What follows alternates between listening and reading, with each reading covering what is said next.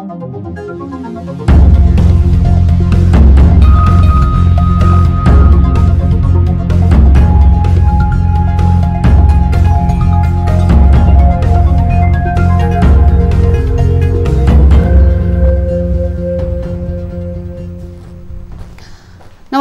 यो news 24 television prime time न्यूजमा स्वागत छ। आर्थिक वर्षको अन्तिम महिना आजदेखि सुरु भएको छ। निषेधाज्ञाले व्यापार व्यवसाय ठप्प प्राय भएको, कर तिर्ने बोझ पनि थपिएको छ। यसैबीच सर्वोच्च अदालतले पनि सरकारलाई कर असुल्ने बाटो खोलिदिएको छ। बन्दाबन्दी पूर्ण रूपमा खुलेको 30 दिनभित्र कर बुझाउन सक्ने गरी व्यवस्था मिलाउन सरकारलाई दिएको अन्तरिम आदेश सर्वोच्चले खारेज गरेको छ। यता 7वटै प्रदेश सरकारहरूले आर्थिक वर्ष 2078-79 का लागि बजेट प्रस्तुत गरेका छन्। बजेटमा कोरोना महामारी र पूर्वाधार निर्माण नै प्राथमिकतामा छन्। तर केन्द्र र प्रदेशबीच समन्वयको अभावले प्रदेश सरकारको पुँजीगत खर्च अत्यन्तै न्यून रहेको छ। असार महिनालाई मानव रोपेर मुरी फलाउने महिनाको रूपमा पनि पाइन्छ। साथै मनसुन सुरु भएसँगै बाढी पहिरोको जोखिम पनि बढेको छ। यस वर्ष बाढी पहिरोले 18 लाख मानिस प्रभावित हुने सरकारको प्रक्षेपण छ। सरकारले शैक्षिक प्रमाणपत्र राखेर ऋण उपलब्ध गराउने घोषणामै सीमित हुने सम्भावना देखिएको छ। यो सँगसँगै स्पोर्ट्स र इन्टरनेसनल न्यूज पनि आजको बुलेटिनमा प्राथमिकताका साथ समेटेका छौं। अब प्राइम टाइम न्यूज का हेडलाइन्स। सर्वोच्चले बन्दाबन्दीमै कर उठाउन मिल्ने गरी सरकारका लागि बाटो खोल्यो। कर दाखिलाका लागि तोकिएको निश्चित अवधिभित्र कर नतिरे जरिवाना लिन सक्ने।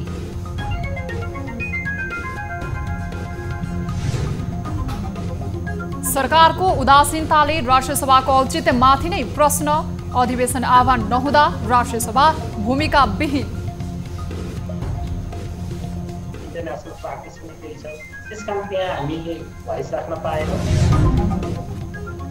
मनसुन थप सक्रिय भएसँगै देशैभर वर्षा, नदी तथा खोलामा पानीको बहाव बढेसँगै तटीय क्षेत्रमा सावधानी अपनाउन अपिल।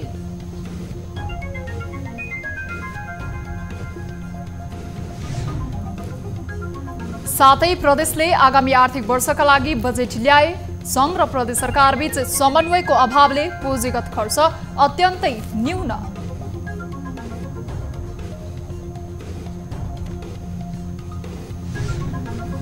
र शैक्षिक प्रमाणपत्र कर्जाको कार्यविधि नहुँदा बैंक तथा वित्तीय संस्था अन्यलमा शैक्षिक प्रमाणपत्र राखेर 25 लाखसम्म कर्जा दिने आश्वासन घोषणामै सीमित। सम्भव छ, होइन भने पहिले जस्तो नाराको लागि नारा।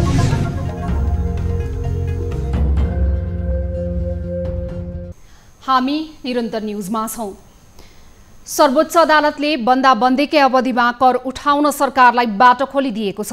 मंगलबार न्यायाधीश डाक्टर आनन्द मोहन भट्टराई र नहकुल सुवेदीको इजलासले अर्थ मन्त्रालयले दिएको समय अवधिभर मात्र कर तिर्न छुट पाउने आदेश दिएको हो। यसअघि सर्वोच्च अदालतले बन्दाबन्दी पूर्ण रूपमा खुलेको 30 दिनभित्र कर बुझाउन सक्ने गरी व्यवस्था मिलाउन सरकारलाई आदेश दिएको थियो। मंगलबारको इजलासले उक्त अन्तरिम आदेश खारेज गरिदिएको छ। अर्थ मन्त्रालयले आर्थिक ऐन 2077 को दफा 19 अनुसार निर्णय गरी प्रकाशित गरेको सूचनामा उल्लेख भएको अवधिसम्म मात्र कर नतिरेमा जरिवाना छुट पाउन सक्ने सर्वोच्चले आदेश दिएको छ। अब सरकारले कर विवरण र कर दाखिला गर्ने निश्चित अवधि तोकेर त्यो मितिसम्म कर नतिरेमा जरिवाना लिन सक्नेछ। अधिवक्ता सृजना अधिकारीले निषेधाज्ञाको समयमा कर नतिर्नेसँग जरिवाना असुल गरिएको भन्दै सर्वोच्चमा रिट दायर गरेकी थिइन्। उक्त रिटमा सुनवाई गर्दै जेठ 5 गते न्यायाधीश मीरा खड्काको एकल इजलासले बन्दाबन्दी पूर्ण रूपमा खुलेको 1 महिनाभित्र कर तिर्न सक्ने व्यवस्था मिलाउन सरकारका नाममा अन्तरिम आदेश जारी गरेको थियो। तर सो अन्तरिम आदेश विरुद्ध अर्थ मन्त्रालयले पुनरावलोकन निवेदन दिएको थियो। उक्त निवेदनमाथि सुनवाई गर्दै सर्वोच्चले कर तिर्न कति समय छुट दिने भन्ने निर्णय गर्ने जिम्मा सरकारलाई नै दिएको हो। सर्वोच्च अदालत बार एसोसिएसनले प्रतिनिधि सभा विघटनको मुद्दामा एमिकस क्युरीका लागि 2 जना वरिष्ठ अधिवक्ता पठाएको छ। आज बसेको सर्वोच्च बारको बैठकले वरिष्ठ अधिवक्ता कोमल प्रकाश घिमिरे र प्रकाश केसीलाई प्रतिनिधि सभा विघटनको मुद्दामा सर्वोच्च अदालतमा एमिकस क्युरीमा पठाउने निर्णय गरेको हो। सर्वोच्च अदालत बार एसोसिएसनको मंगलबारको बैठकले वरिष्ठ अधिवक्ता द्वय घिमिरे र केसीलाई एमिकस क्युरीका लागि सर्वसम्मतिले चयन गरेको हो। प्रतिनिधि सभा विघटन मुद्दाको सुनवाई गरिरहेको संवैधानिक इजलासले जेठ 26 गते सर्वोच्च अदालत बार एसोसिएसन र नेपाल बार एसोसिएसनबाट दुई जना वरिष्ठ अधिवक्तालाई एमिकस क्युरी झिकाउने आदेश गरेको थियो। नेपाल बार एसोसिएसनले एमिकस क्युरीका लागि वरिष्ठ अधिवक्ताको नाम टुङ्गो लगाउन बाँकी नै छ।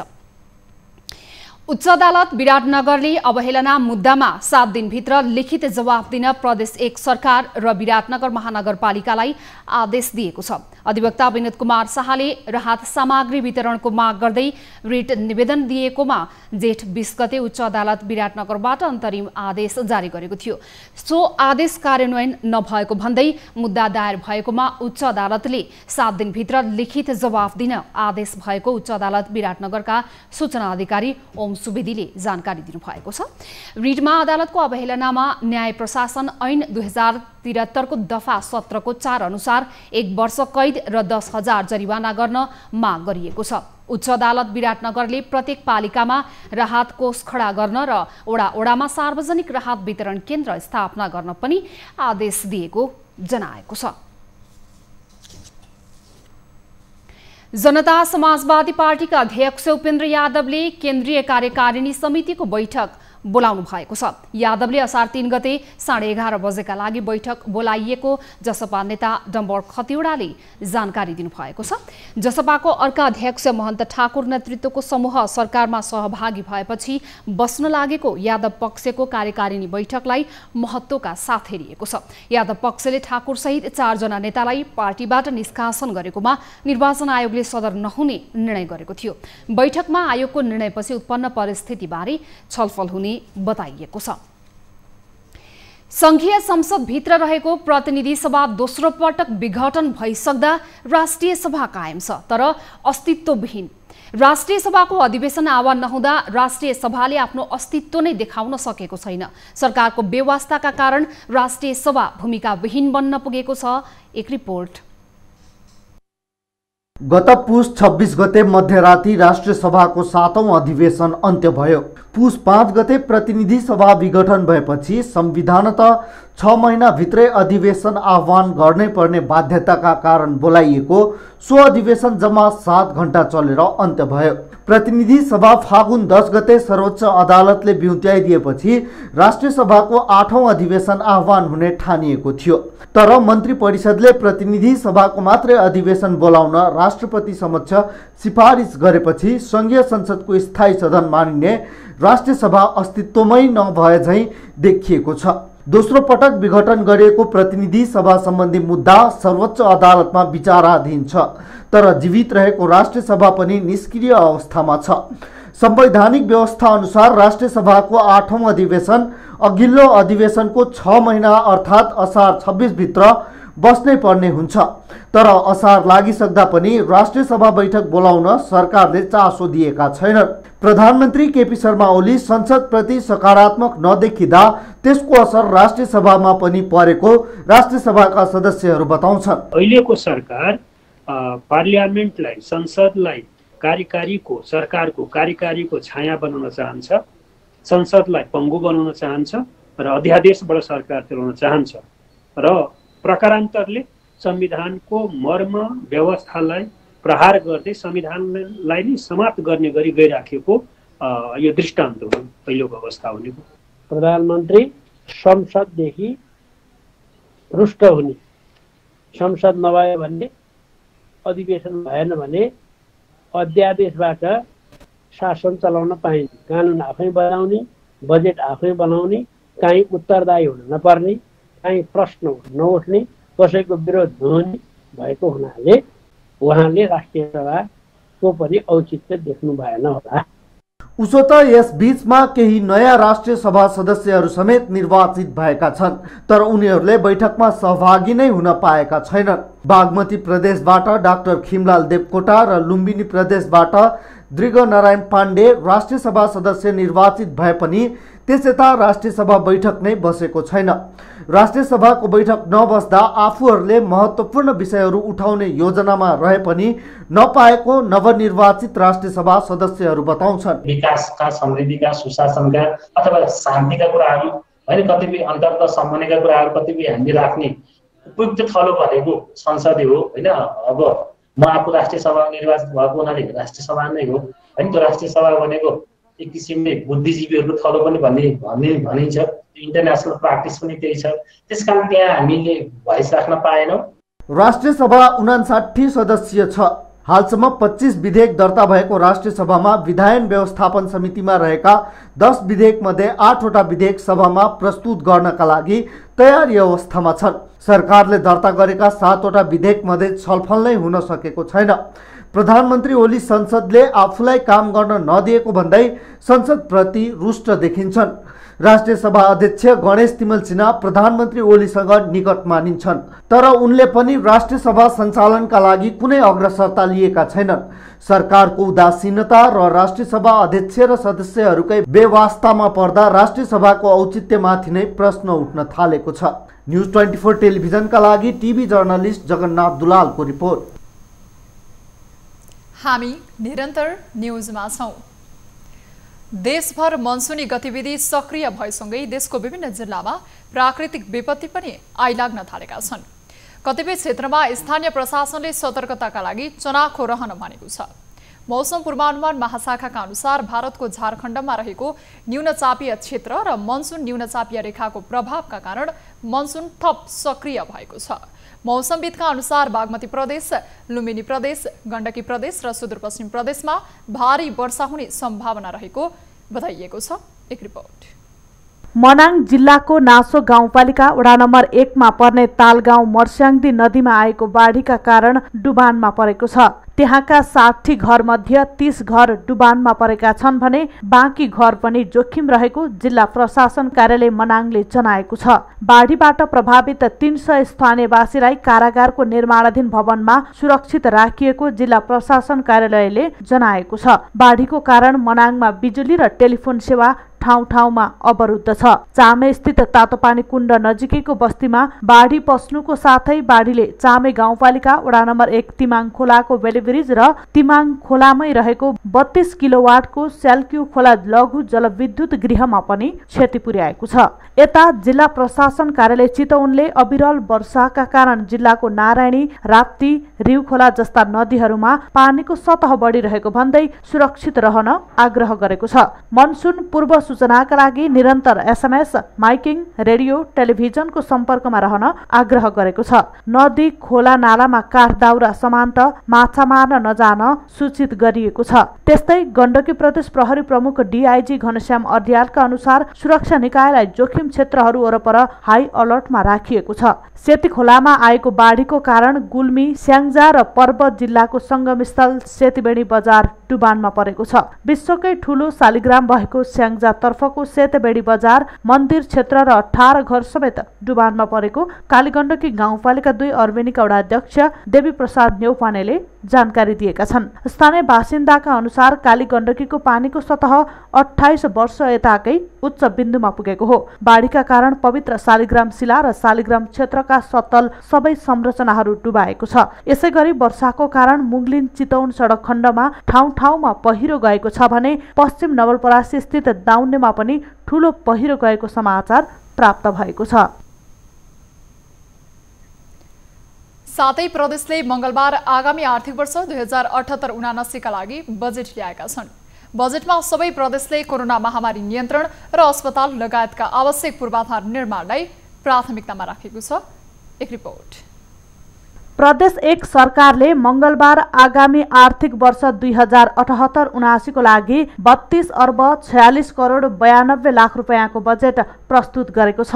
यस आर्थिक वर्षमा चालुतर्फ 14 अर्ब 16 करोड 15 लाख र पुँजीगततर्फ 15 अर्ब 5 करोड 35 लाख रुपैयाँको बजेट प्रस्तुत गरिएको छ। प्रदेश 1 सरकारले स्वास्थ्य क्षेत्र सुधारका लागि 3 अर्ब 24 करोड बजेट विनियोजन गरेको छ। शिक्षा क्षेत्रको विकासका लागि 1 अर्ब 19 करोड बजेट विनियोजन गरेको छ भने भौतिक पूर्वाधार निर्माणका लागि 13 अर्ब 21 करोड बजेट विनियोजन गरिएको मोरङबाट हाम्रा टिभी जर्नलिस्ट तारा आचार्यले जनाउनुभयो। त्यस्तै प्रदेश 2 सरकारले आर्थिक वर्ष 2078-79 का लागि कुल 33 अर्ब 79 करोड 14 लाख 30 हजारको बजेट प्रदेशसभामा प्रस्तुत गरेको छ। प्रदेश सरकारले बजेटको व्यवस्थापन आन्तरिक स्रोतको राजस्वबाट 3 अर्ब 4 करोड 91 लाख 30 हजार, नेपाल सरकारको तर्फबाट प्राप्त अनुदान 13 अर्ब 90 करोड 34 लाख, राजस्व बाँडफाँडबाट 9 अर्ब 58 करोड 89 लाख र चालु आर्थिक वर्षको नगद मौजदात 6 अर्ब 35 करोड रकमबाट बजेट व्यवस्थापन गरिने जनकपुरबाट हाम्रा टिभी जर्नलिस्ट किरण कर्णले जनाएका छन्। यता बागमती प्रदेश सरकारले आगामी आर्थिक वर्ष 2078-79 का लागि 57 अर्ब 72 करोड 9 लाख 27 हजारको बजेट प्रस्तुत गरेको छ। प्रदेश सरकारले 57 अर्ब 72 करोड 9 लाख 27 हजार बजेट मध्ये चालुतर्फ 26 अर्ब 1 करोड 66 लाख 23 हजार, पुँजीगत तर्फ 29 अर्ब 70 करोड 43 लाख 4 हजार र वित्तीय व्यवस्थापन तर्फ 2 अर्ब विनियोजन गरेको छ। प्रदेश सरकारले प्रदेशका सबै नागरिकलाई खोपको व्यवस्था गर्न 2 अर्ब रुपैयाँ बजेट विनियोजन गरेको छ। प्रदेशको गौरवको आयोजनामा समावेश गरिएको भीमफेदी कुलेखानी पोस्ट बहादुर बोगटी सुरुङ मार्ग संघीय सरकारको सहलगानीमा आगामी आर्थिक वर्षदेखि निर्माण सुरु गर्ने गरी 75 करोड विनियोजन गरेको मकवानपुरबाट हाम्रा टिभी जर्नलिस्ट सुजन पुडासैनीले जनाए। त्यस्तै गण्डकी प्रदेश सरकारले आर्थिक वर्ष 2078-79 का लागि 30 अर्ब 3 करोड 94 लाख बजेट सार्वजनिक गरेको छ। प्रस्तुत बजेट मध्ये चालुतर्फ 13 अर्ब 6 करोड 47 लाख, पुँजीगत तर्फ 16 अर्ब 73 करोड 46 लाख र वित्तीय व्यवस्थापन तर्फ 24 करोड बजेट विनियोजन गरेको छ। बजेटमा सरकारले स्वास्थ्य, कृषि, पर्यटन र पूर्वाधारलाई प्राथमिकतामा राखेर बजेट ल्याएको छ। कोरोनाबाट मृत्यु भएकाको परिवारलाई प्रदेश सरकारले 50,000 रुपैयाँ राहत उपलब्ध गराउने र कोरोनाबाट अभिभावक गुमाएका असहाय बालबालिकालाई मासिक 5,000 का दरले उपलब्ध गराउने कास्कीबाट हाम्रा टिभी जर्नलिस्ट राजेन्द्र अधिकारीले जनाए। त्यस्तै लुम्बिनी प्रदेश सरकारले आर्थिक वर्ष 2078-79 को लागि कुल 40 अर्ब 95 करोड 17 लाखको बजेट सार्वजनिक गरेको छ। लुम्बिनी प्रदेश सरकारले कोभिड फर्स्टको नीति लिँदै बजेटमा कोरोना महामारी तथा नियन्त्रणको लागि आवश्यक बजेट छुट्याएको छ भने कृषि र रोजगारी पनि प्राथमिकतामा राखेको रूपन्देहीबाट हाम्रा टिभी जर्नलिस्ट शिव डुम्रेले जनाएका छन्। त्यस्तै कर्णाली प्रदेश सरकारले आगामी आर्थिक वर्ष 2078-79 का लागि 36 अर्ब 54 करोड 66 लाख 36 हजारको बजेट ल्याएको छ। पुँजीगत तर्फ 21 अर्ब 65 करोड 39 लाख 13 हजार विनियोजन गरेको छ भने चालुतर्फ 11 अर्ब 49 करोड 27 लाख 70 हजार छुट्याइएको हो। उता सुदूरपश्चिम प्रदेश सरकारले आगामी आर्थिक वर्ष 2078-79 को लागि 28 अर्ब 16 करोडको बजेट प्रस्तुत गरेको छ।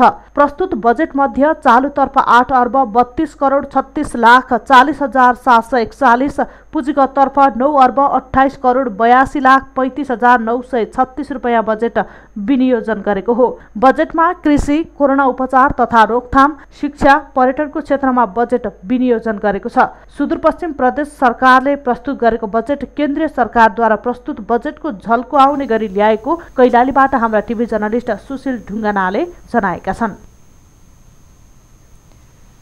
नेपालमा मंगलबार थप 2745 जनामा कोरोना भाइरसको संक्रमण पुष्टि भएको छ। देशभर गरिएको 7449 पीसीआर परीक्षणका क्रममा 1681 र 5841 एन्टिजेन परीक्षणका क्रममा 1064 जनामा कोरोना पुष्टि भएको स्वास्थ्य मन्त्रालयले जनाएको छ। यो सँगै नेपालमा कोरोना संक्रमितको संख्या 6,34,605 पुगेको छ। त्यस्तै कोरोनाका कारण थप 41 जनाको मृत्यु भएको छ। यो सँगै नेपालमा कोरोनाका कारण मृत्यु हुनेको कुल संख्या 8506 पुगेको छ। त्यस्तै थप 4187 जना निको हुँदा हालसम्म नेपालमा 5,40,439 जना संक्रमण मुक्त भएका छन्। हाल नेपालमा 63,257 सक्रिय संक्रमित आइसोलेसनमा र 515 जना क्वारेन्टिनमा छन्। हालसम्म नेपालमा 32,31,612 वटा PCR र 1,19,051 वटा एन्टिजेन परीक्षण गरिएको छ। न्युजहरू अझै बाँकी नै छन्। अब समय हो लाइफबोय हात धुने ब्रेकको।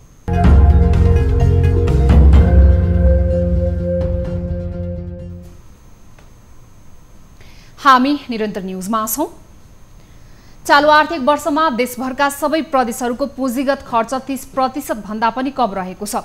केन्द्र सरकारले पनि 11 महिनाको अवधि जेठ मसान्तसम्ममा जम्मा 40% मात्रै पुँजीगत खर्च गरेको छ। केन्द्र र प्रदेश सरकार दुवैको खर्च गर्ने क्षमतामाथि अर्थविदहरूले प्रश्न उठाएका छन्। एक रिपोर्ट।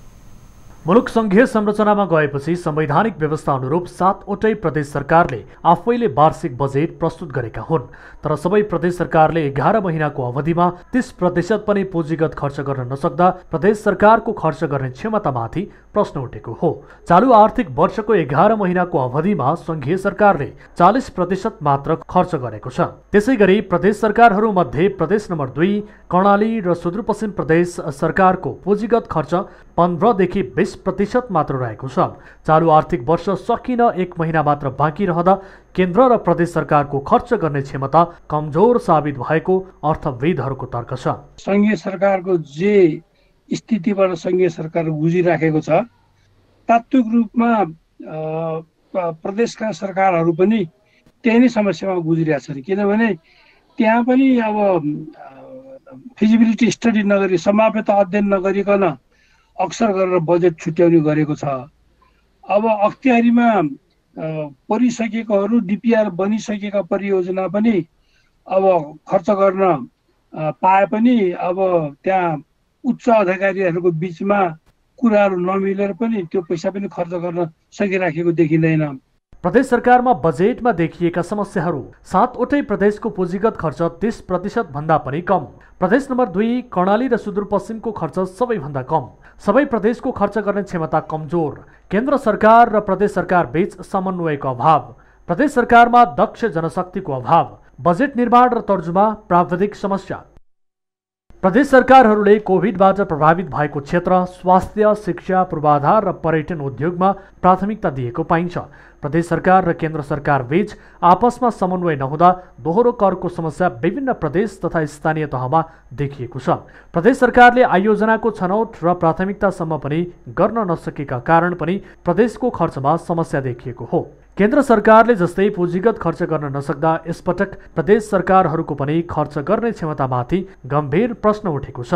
प्रदेश सरकारको कार्यक्षमता र विकास निर्माणमा देखिएको निराशाले संरचनागत सुधार गर्न राजनैतिक नेतृत्व गम्भीर भएको देखिँदैन। न्युज 24 टेलिभिजनका लागि टिभी जर्नलिस्ट नवराज चालिसेको रिपोर्ट। सरकारले बजेट भाषणमा बेरोजगार युवाहरूलाई शैक्षिक प्रमाणपत्र राखेर 25 लाखसम्म कर्जा दिने घोषणा त गर्यो, तर त्यसको व्यावहारिक कार्यान्वयनलाई लिएर बैंक तथा वित्तीय संस्थाहरू भने अन्योलमा परेका छन्।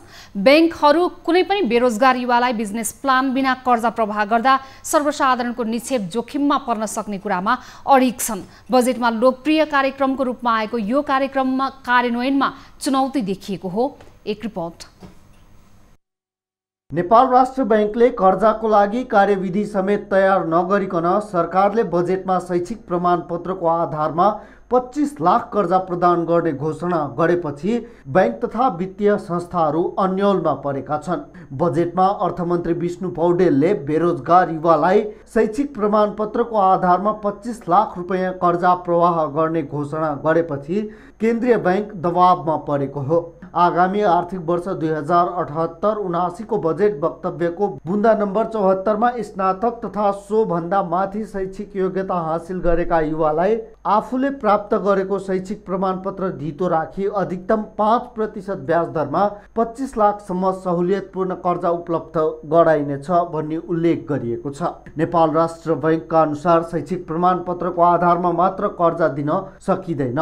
सहुलियतपूर्ण कर्जाको लागि पनि ऋणीले धितो बिजनेस प्लान, परियोजनाको परिकल्पना, परियोजनाको उत्पादन र भविष्यमा हुने आम्दानीको स्रोतको विश्लेषण गरेर मात्र बैंकहरूले कर्जा प्रदान गर्न सक्छ।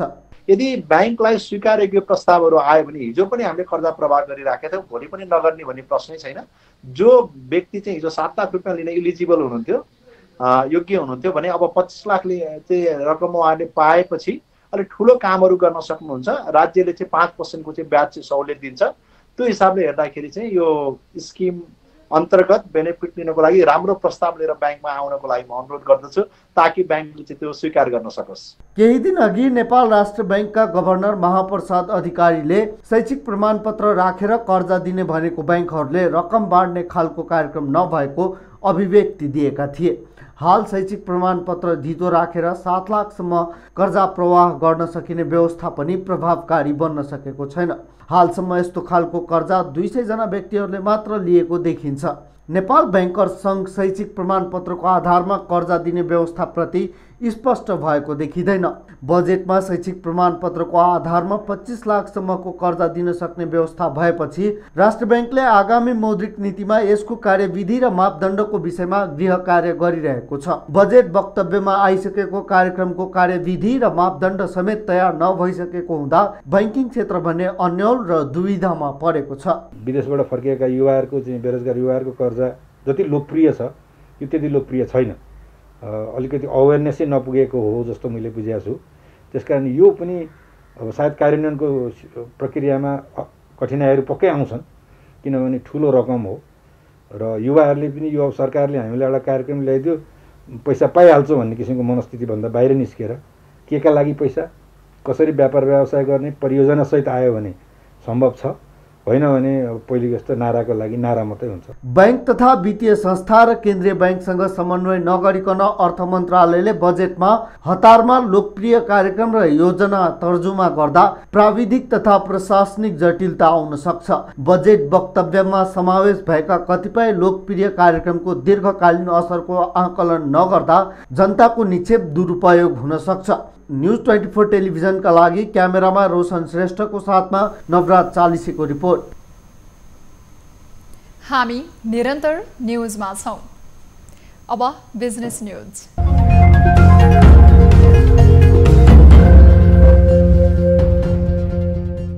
धितोपत्र बोर्डले शेयर बजारमा सूचीकृत कतिपय कम्पनीहरूमा जोखिम बढेको तथा तीमध्ये केही कम्पनीहरूको शेयर कर्नरिङ, भित्री कारोबार र सर्कुलर कारोबार समेत भएको दावी गरेको छ। महत्त्वपूर्ण आधारभूत पक्षहरूका आधारमा यस्ता कम्पनीहरूमा जोखिम समेत बढी भएको भन्दै बोर्डले 51 वटा कम्पनीको नाम सार्वजनिक गरेको छ। शेयर बजारमा ठूला र बाठा लगानीकर्ताहरूले चलखेल गरेर शेयर मूल्य बढाउने गरेको अध्ययन प्रतिवेदनले देखाएको छ। बोर्डले अध्ययन प्रतिवेदन तयार पारी अर्थ मन्त्रालयलाई बुझाएको छ। 51 सूचीकृत कम्पनी छनौट गरी तिनीहरूको इन्साइडर ट्रेडिङ, सर्कुलर कारोबार, कर्नरिङ लगायत धितोपत्र कसुर सम्बन्धी विस्तृत अध्ययन भइरहेको बोर्डले जनाएको छ। अध्ययनका लागि मानक निर्धारण गर्दा बोर्डले पछिल्लो 1 वर्षमा 300% र सोभन्दा धेरै बजार मूल्य वृद्धि भएका, मूल्य आम्दानी अनुपात 100 र त्योभन्दा धेरै भएका, प्रति शेयर आम्दानी ऋणात्मक भएका, प्रति शेयर अंकित मूल्य भन्दा प्रति शेयर नेटवर्थ कम भएका, कम्पनीको वर्तमान वित्तीय क्षमता समेतको मूल्याङ्कनका आधारमा यी कम्पनीको कारोबारमाथि थप अनुसन्धान अघि बढाएको थियो। पछिल्लो समय शेयर बजारमा निकै ठूलो कारोबार हुने गरेको छ। धितोपत्र बोर्डले लगानीकर्तालाई आफ्नो जोखिम वहन क्षमतालाई दृष्टिगत गरी वित्तीय परिसूचक मूल्याङ्कन गरी सूझबुझका साथ लगानी गर्न पनि भनेको छ।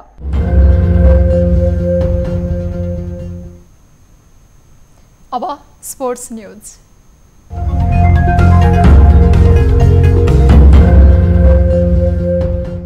नेपाली राष्ट्रिय महिला भलिबल टिमको बन्द प्रशिक्षण मंगलबारबाट सुरु भएको छ। फिलिपिन्समा आयोजना हुने एसियन सिनियर महिला भलिबल च्याम्पियनशिपका लागि नेपाली टिमले मंगलबारबाट त्रिपुरेश्वर स्थित कबड हलमा बन्द प्रशिक्षण सुरु गरेको हो। एसियन च्याम्पियनशिप आगामी अगस्त 29 देखि सेप्टेम्बर 5 सम्म हुनेछ। नेपाल भलिबल संघ एनभीएले टिमको बन्द प्रशिक्षण कोरोना महामारीलाई मध्यनजर गर्दै सम्पूर्ण स्वास्थ्य सुरक्षा अपनाएर सुरु गरिएको जनाएको छ। 1.5 महिनाको रेस्टपछि प्रशिक्षण सुरु भएको र आफूहरू उत्कृष्ट प्रदर्शनका लागि थप मेहनत गर्ने राष्ट्रिय महिला भलिबल टोलीकी कप्तान अरुणा शाहीको भनाइ छ। अहिले त्यो रिजल्टले त्यस्तो चेन्जेस चाहिँ खासै त्यस्तो देख्न पाइएन, किनभने यो साउथ एसियन गेम सकिँदा बित्तिकै लगभग 2-3वटा गेम मात्रै खेलेपछि लकडाउन सुरु भइहाल्यो। त्यसले गर्दाखेरि हामीले एक वर्ष चाहिँ अब ट्रेनिङ बिना बसेर अनि लास्ट टाइम लकडाउन खोल्दा चाहिँ 2-3वटा म्याच खेल्यो नि। त्यो बेलामा हामी धेरै रेस्ट ग्याप भयो नि त, त्यसले गर्दा चाहिँ अलिकति गाह्रो भएको थियो। यसअघि जेठ 21 गतेबाट सुरु गर्ने भनिएको प्रशिक्षण निषेधाज्ञाका कारण सबै खेलाडी काठमाडौँ आई नपुग्दा संघले प्रशिक्षण केही समयका लागि स्थगित गरेको थियो। संघले चैतमा सम्पन्न 5औं संस्करणको आरबीबी एनबीए राष्ट्रिय महिला तथा पुरुष क्लब लीग भलिबल च्याम्पियनशिपमा उत्कृष्ट प्रदर्शन गर्ने 30 खेलाडीलाई प्रशिक्षणमा समावेश गरेको छ। एसियन सिनियर महिला खेल्न उत्साहित रहेको खेलाडी बताउँछन्। म टिममा हुँदाखेरि चाहिँ अलिकति साई अनि डराएको जस्तो सिनियर देखे जस्तो फिल भएको थियो होइन, तर अहिलेको जुनियर्सहरू भनौँ न न्यू कमेन्ट्सहरू चाहिँ त्यस्तो साई फिल भएन मलाई। त्यो भएर टिम राम्रो छ, राम्रो हुन्छ भन्ने आश गरेको छु। बन्द प्रशिक्षणका लागि संघका उपाध्यक्ष निरोज मास्के सहित नेपाली टिमका प्रशिक्षक जगदीश भट्ट र प्रज्वल बहादुर सिंहको छनौट समितिले 30 खेलाडी छनौट गरेको हो, जसमा 5 वैकल्पिक खेलाडी समेत राखिएको छ। संघले टिमको मुख्य प्रशिक्षकको जिम्मेवारी भट्ट तथा ट्रेनरको जिम्मेवारी अन्जु श्रेष्ठलाई दिएको छ।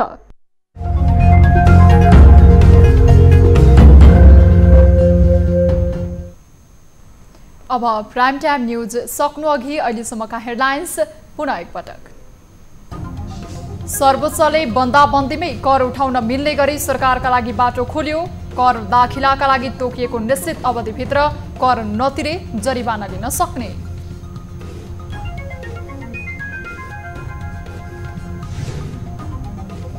सरकारको उदासीनताले राष्ट्रिय सभाको औचित्यमाथि नै प्रश्न। अधिवेशन आह्वान नहुँदा राष्ट्रिय सभा भूमिकाविहीन।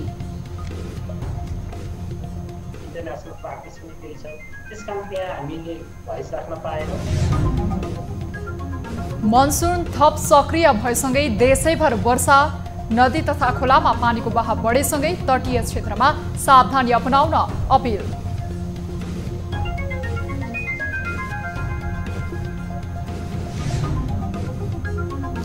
सातै प्रदेशले आगामी आर्थिक वर्षका लागि बजेट ल्याए। संघ र प्रदेश सरकारबीच समन्वयको अभावले पुँजीगत खर्च अत्यन्तै न्यून।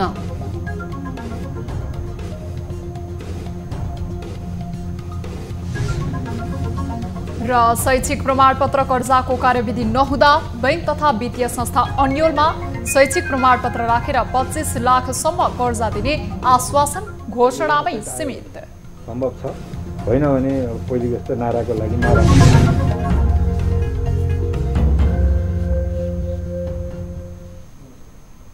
प्राइम टाइम न्यूज अहिलेलाई यति नै। जाँदा जाँदै ताली र गालीका लागि हामीले सोधेको प्रश्नको अन्तिम नतिजा यसपछि प्रसारण हुने कार्यक्रम सीधा कुरा जनतासँगमा हेर्न नभुल्नुहोला। थप न्यूजका लागि हाम्रो वेबसाइट www.news24nepal.com हेर्न सक्नुहुनेछ। साथै हामीलाई फेसबुक, ट्विटर र युट्युबमा पनि फलो गर्न सक्नुहुन्छ। यस्तै मोबाइल, इमेल र भाइबरबाट न्यूज 24 को हेल्प डेस्कमा केही समस्या र गुनासा छन् भने सम्पर्क गर्न सक्नुहुनेछ। हामी निरन्तर न्यूजमा छौं। नमस्ते।